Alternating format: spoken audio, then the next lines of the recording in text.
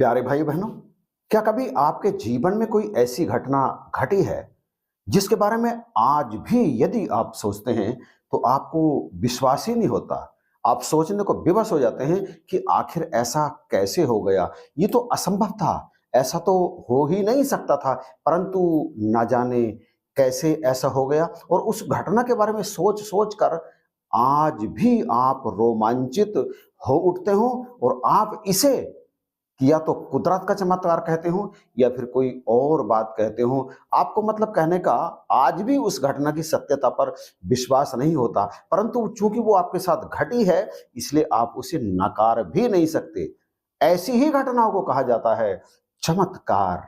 संसार के लोगों के सामने जब इस तरह की घटनाओं का जिक्र किया जाता है तो वे इस पर विश्वास नहीं करते, बल्कि ये कहते हैं कि ये झूठ बोल रहे हैं। झूठ नहीं, कई बार हमारे साथ ऐसा अप्रत्याशित घटता है जो हमारी बुद्धि से बाहर होता है, हमारी समझ से बाहर होता है। लाख सोचने विचारने के बाद भी हमें समझ में नहीं आता कि आखिर ऐसा हो कैसे गया। इसी तरह की घटनाओं को अलौकिक घटनाएं कहा जाता है। कहीं ना कहीं से हम इसे जोड़ देते हैं, जैसे कई महात्मा सतगुरु से जोड़ देते हैं, कई भगवान से जोड़ देते हैं, या कई इसे और किसी दैवीय शक्ति से जोड़ देते हैं, परंतु ये होता तो है। ऐसी ही एक सच्ची घटना यहाँ इस वीडियो में मैं आपके सामने प्रस्तुत करने के लिए जा रहा हूं।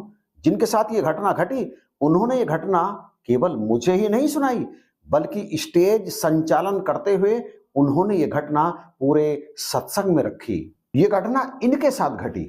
इनका नाम योगेंद्र सिंह है और इनका जन्म जिला बिजनौर के नगीना के गांव नकीपुर में हुआ। ये जिला बिजनौर उत्तर प्रदेश में है और उत्तर प्रदेश में ही एक दूसरा जिला है मुरादाबाद, जिसकी ब्रांच जयनगर में दास रहता है और ये भी इस समय इसी ब्रांच में रहते हैं। इन्होंने ये घटना सत्संग में स्टेज चलाते हुए सुनाई। एक बार ये अपने गांव नकीपुर से नगीना किसी काम के लिए जा रहे थे और बीच में एक स्थान पड़ता है लेबड़ा, उसके पास एक पुलिया है मार्ग में। और जब ये पुलिया पर पहुंचे तो इन्होंने देखा वहां पर कई लोग सड़क के किनारे पड़े थे।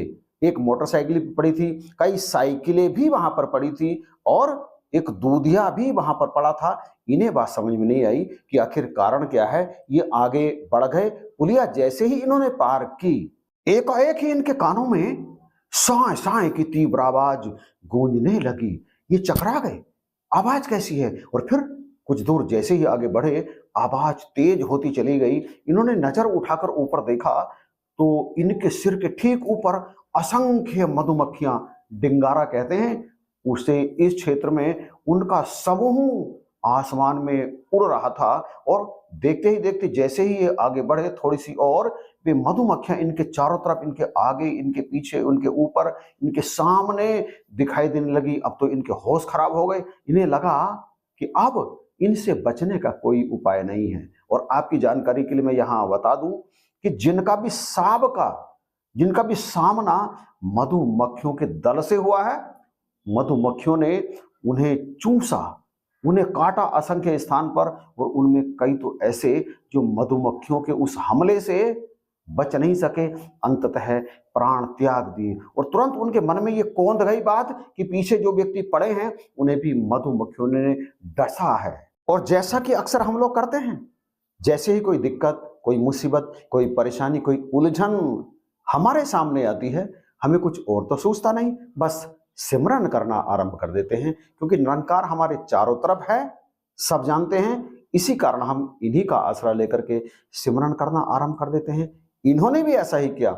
सिमरन करते करते ये डरते डरते आगे बढ़ते चले गए। और आपको ये सोचकर, ये सुनकर, ये समझकर अत्यंत ही आश्चर्य होगा कि इन्होंने मधुमक्खी के उस दल को पार कर लिया, परंतु एक भी मधुमक्खी इनके शरीर पर आकर नहीं बैठी और ना ही इन्हें किसी ने काटा। भिन भिनाती हुई मधुमक्खियों के क्षेत्र को जब इन्होंने पार कर लिया तो राहत की सांस ली। नजर उठाकर निरंकार को देखकर इन्होंने बार बार निरंकार का शुक्रिया अदा किया। इसके बाद शुक्र मनाते हुए ये नगीना पहुंचे, अपना काम किया और फिर जब 3-4 घंटों के बाद ये वापस अपने गांव के लिए चले उसी पुलिया पर पहुंचे तो फिर मधुमक्खियों का दल अब वहां से गायब हो चुका था, वो जा चुका था।